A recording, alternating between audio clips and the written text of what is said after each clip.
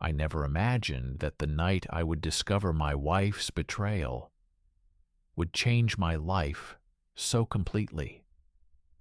It all started with a seemingly innocent text message from Dylan Maddox, the real estate agent I had hired for a home automation system.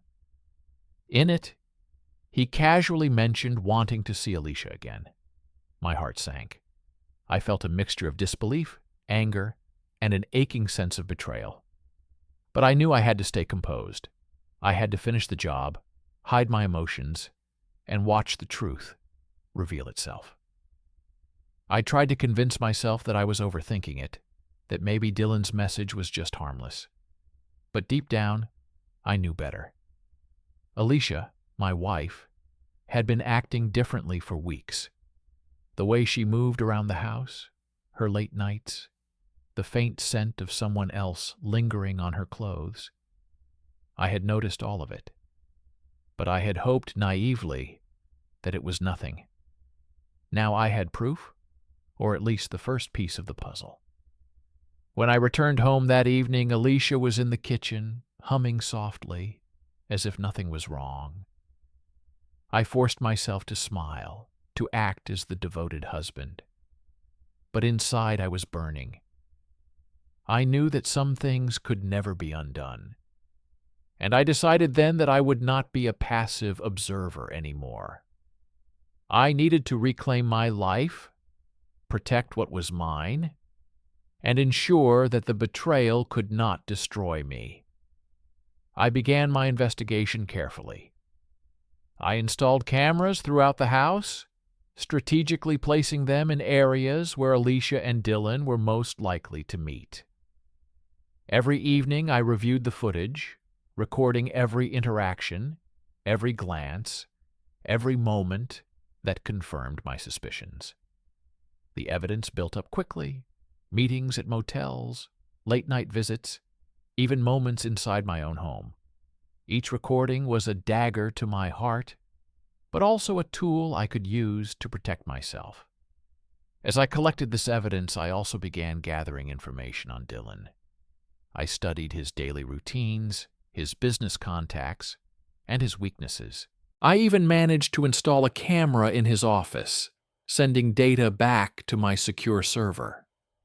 I tracked his movements and observed him meeting clients at a local diner. Slowly understanding the kind of man he really was, I discovered that he wasn't just a casual interloper. He was manipulative, calculating, and deceitful. I started a psychological game with Dylan. I introduced small inconveniences, subtle disruptions, and minor traps that slowly drove him to paranoia. I placed a GPS tracker on his car and watched him grow suspicious and unsettled. Meanwhile, Alicia grew bolder. She returned home with the unmistakable scent of another man lingering on her, yet I continued to act as the devoted husband, maintaining the illusion of normalcy while documenting every indiscretion. The deeper I delved, the more I realized Dylan's manipulative tendencies. He altered photographs, covered up property damages, and lied to his clients. I documented everything, submitting anonymous reports to the Real Estate Commission and local news stations. His career began to crumble, and soon he faced suspension and termination. I felt a grim satisfaction in seeing justice unfold, but I kept my focus on my home and my marriage. The next phase of my plan involved a more personal confrontation. I arranged a controlled meeting at the Marriott Hotel under the pretense of a casual discussion. I invited Alicia, knowing full well that Dylan would be there. In the hotel room, I caught them together. The betrayal was laid bare in front of my eyes, undeniable. I presented the evidence I had meticulously collected: photographs, video recordings, audio files. I confronted them with the reality of their actions, making it impossible for them to deny the truth. I gave them 15 minutes to process the situation. to make sense of the wreckage they had created. I warned Dylan that his recklessness had consequences beyond his control, and I left them alone in the hotel room, facing the fragments of their secret affair. Returning home, I found the house empty, the quiet only emphasizing the emotional turmoil left in its wake. Alicia's lawyer contacted me, claiming emotional distress and harassment, but I had the recordings, the evidence, and the truth on my side. The divorce process was grueling, lasting 6 months. Alicia hired a relentless attorney, determined to maximize her advantage, but I remained calm. I presented the evidence, videos, audio, financial reports, and the judge ruled in my favor.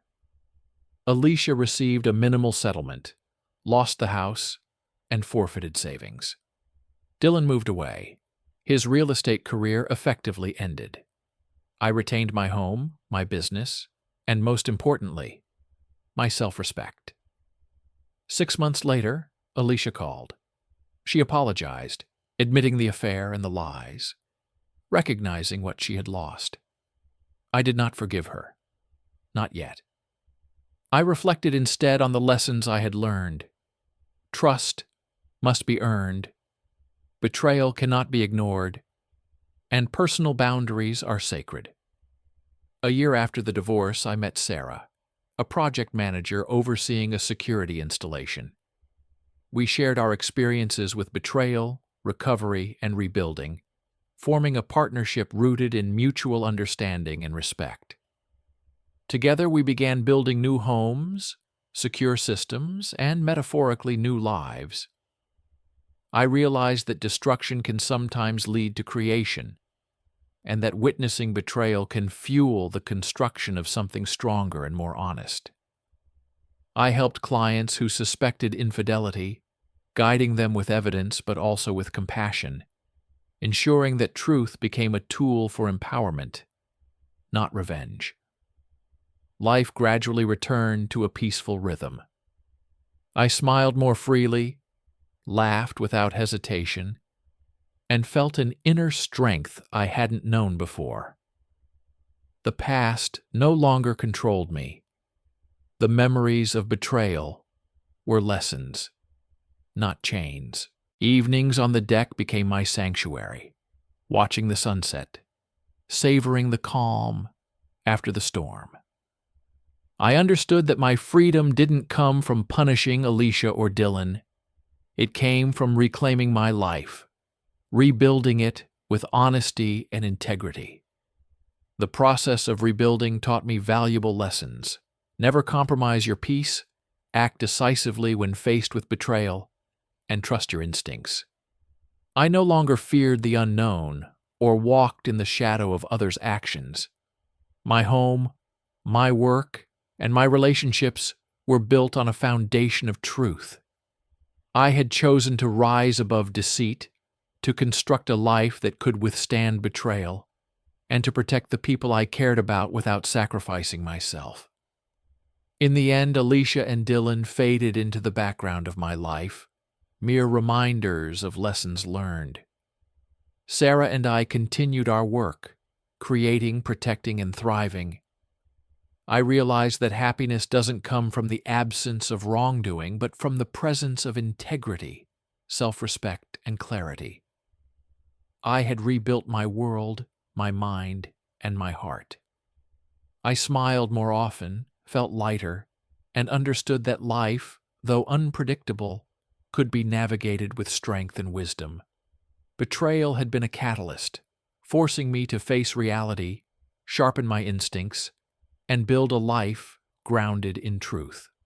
I learned not to apologize for protecting my peace, nor to fear walking away from what no longer served me. My past was a teacher, my present was my creation, my future was mine to shape. I had survived, endured, and ultimately thrived. That night, when Alicia and Dylan crossed the line into our home, I realized everything had changed forever. And in that realization, I found the power to take back my life, rebuild it from the ashes of deception, and stand unshakable. From betrayal, I forged strength. From chaos, I forged clarity. From lies, I forged truth. And in that truth, I found peace.